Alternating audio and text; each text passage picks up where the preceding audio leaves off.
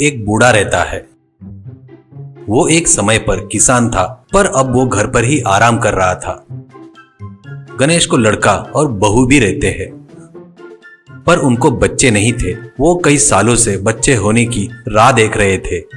गणेश का लड़का गणपति वाले के खेत में खेती करके अपने परिवार को पालते रहता है। गणेश गणपति बापा का बहुत बड़ा भक्त था। वो ही नहीं, उस घर में सभी बापा के भक्त थे, पर गणेश को बहुत ज्यादा ही भक्ति थी। रोज गणपति बापा की मूर्ति की पूजा किए बगैर कोई भी काम नहीं करता था। घर वाले भी वैसे ही थे। विनायक चतुर्थी आई बोले तो वो लोग बड़े अच्छे से पूजा करते थे। उसके बाद वो लोग गरीबों को अन्नदान भी करते थे। रोज गणेश, हे गणपति बापा, मेरे बहू को बच्चे पैदा नहीं हो रहे हैं। गांव में सभी लोग उसको बांझ करके बुलाते हैं, उसकी हंसी उड़ाते हैं। हमारे ऊपर कृपा करके हमको नातू या नाती दे दो बापा, करके हाथ जोड़ता है। गणपति के खेत के बाजू में ही एक जमींदार का खेत रहता है। उसका नाम सिकंदर था। उसको पैसों का लालच बहुत ज्यादा ही था और वो बहुत बड़ा धोखेबाज था। वो कब से गणपति के खेत को छीनना करके उसकी इच्छा थी, पर जब भी पूछता था तो गणपति मना कर देता था। केव जी, कितने बार भी बताए तो तुमको समझ में नहीं आता क्या? हमारा खेत हमारे लिए माँ के जैसी है। मर जाएंगे पर खेत बेचने का सवाल ही पैदा नहीं होता। फिर से दोबारा ये बात बोले तो ठीक नहीं होगा, करके धमकी देता है।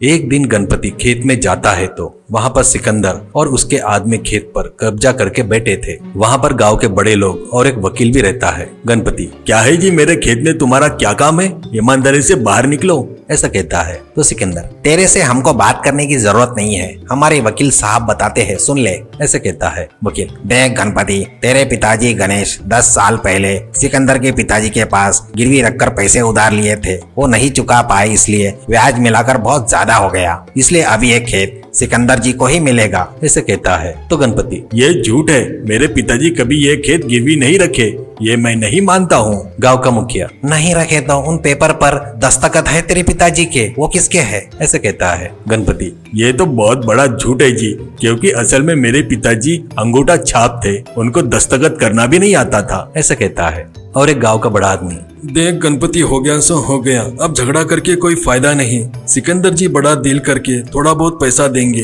वो लेकर बाजू में हो जा। अब तेरे को इससे अच्छा मौका नहीं मिलेगा, ऐसा कहता है। गणपति को ये सुनकर बहुत गुस्सा आता है और जी, वो जो दे रहे हैं उस पैसों की आशा मैं नहीं करता हूँ। तुम लोग मुझसे मेरा खेत छोड़ने को बोल रहे हो क्या? तुम क्या बड़े लोग हो रहे? कहते हुए सिकंदर को खेत से बाहर धकेल देता है। वो नीचे गिरता है। बस ये बात पता चलते ही गणेश और गणपति की पत्नी दौड़ते हुए वहां पर आते हैं। दोनों मिलकर सिकंदर को बहुत गालियां देते हैं। सिकंदर, देखे क्या ये लोग कैसे गाली दे रहे हैं, इनको इसकी सजा मिलनी चाहिए, कहते ही गांव का मुखिया, सिकंदर जैसे बड़े आदमी को गाली दिए, उनका अपमान किए, इसलिए इस गांव में तुमको कोई भी कुछ भी मदद नहीं करेगा, ये मेरा ऑर्डर है, ऐसा कहता है। घर पर आकर गणेश गणपति बापा से, बापा तेरे ऊपर भरोसा किया करके हमारे साथ ऐसा किया क्या? हमारा खेत नहीं रहा तो हम लोग कैसे जिएंगे, करके दुखी होता है। उस दिन से गणपति से उसकी पत्नी से गांव वाले बात करना बंद कर देते हैं। किराना दुकान वाले सामान देने से मना कर देते हैं। वैसे ही सब्जी वाला उनको दूर रखते हैं। एक बार विनायक चतुर्थी आती है।